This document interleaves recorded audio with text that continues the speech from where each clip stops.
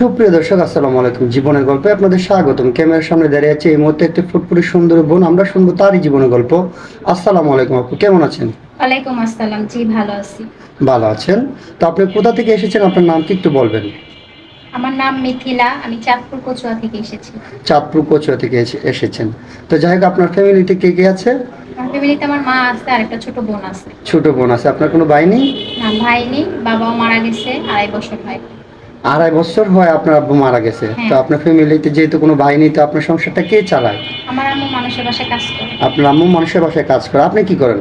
আমি একটা সেলাই কাজ শিখতেছি। আপনি সেলাই কাজ শিখতেছেন। আচ্ছা, যাই হোক, সুপ্রিয় দর্শক, আপনি শুনছিলেন মিথিলা আপুর জীবনের গল্প। তার ফ্যামিলিতে বাবা নেই, মা মানুষের বাসায় কাজ করে, সে খুব কষ্ট চলছে। তো আমরা তার জীবনের গল্প শুনছি। তো আপু, এখন কথা হচ্ছে, আপনি আমাদের ক্যামেরার সামনে কি জন্য আসছেন সেটা একটু আমাকে বলবেন। আসছি সারা জীবনের একটা মনের মানুষের জন্য, যে আমার সারা জীবনের দায়িত্ব নেবে, ভালো একটা মানুষের জন্য। একটা ভালো একটা মানুষের আশায় আমাদের এখানে আসছেন। তো আপনি এই কথাটা কোথা থেকে জানলেন যে আমাদের এখানেই ভালো মানুষ পাওয়া যায়? আমাদের গ্রামে একটা মেয়ের বিয়ে হয়েছে আপনাদের এখান থেকে।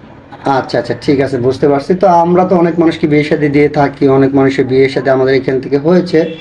কিন্তু যাই হোক, তো আপনার কোন ধরনের ছেলে পছন্দ সেটা একটু বলবেন? আমার কোন ধরনের ছেলে পছন্দ? আমার কোনো সমস্যা নেই, বয়সে আমার থেকে বড় হলেও সমস্যা নেই। তার যদি আরেকটা সংসার থাকে তার তো কোনো সমস্যা নেই।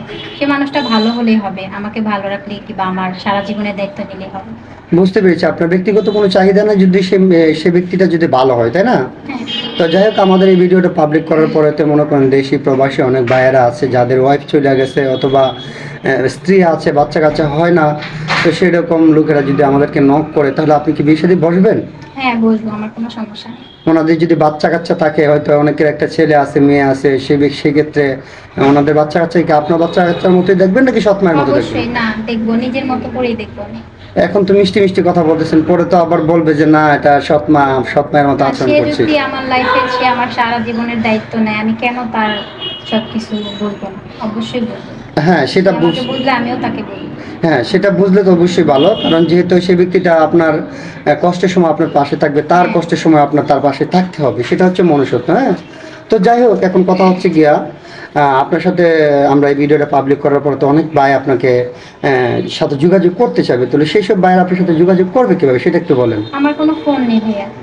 আপনার ভাইয়াদের ব্যক্তিগত সাথে কোনো ফোন যোগাযোগ নেই? করলেই হবে। হ্যাঁ। এটা একটা কথা বললেন, এই যে এখন যুগে বাংলাদেশ ঠিক আছে, স্মার্ট। আমি জানি এটা বলবেন আপনারা, কিন্তু ওইভাবে আমাদের ফোন কেনার মতো সামর্থ্য নেই। আর ফোন এখন আমি ইউজ করিও নাই, কিনতেও পারি নাই, চালাইও না, এই জন্য নেই আমার কাছে। আচ্ছা, ঠিক আছে, বুঝতে পেরেছি। যদি না থাকে তাহলে তো আর কিছু করার নেই। তো সুপ্রিয় দর্শক, আপনারা শুনছিলেন মিথিলা আপুর জীবনের গল্প। ওনার ব্যক্তিগত কোনো ফোন নেই। তো এই মুহূর্তে ডিসপ্লেতে যে নাম্বারটি দেখা যাচ্ছে, সেটা হচ্ছে আমাদের নাম্বার, ইউটিউব চ্যানেল কর্তৃপক্ষের নাম্বার।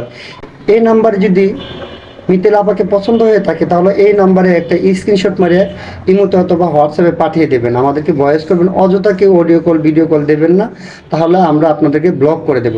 তো মিথিলা আপু, তো যাই হোক, আপনার নামাজ কালাম পড়া হয়? জি হ্যাঁ ভাইয়া, নমস্কার। নামাজ কালাম পড়া হয়, অবশ্যই নামাজ কালাম পড়বেন।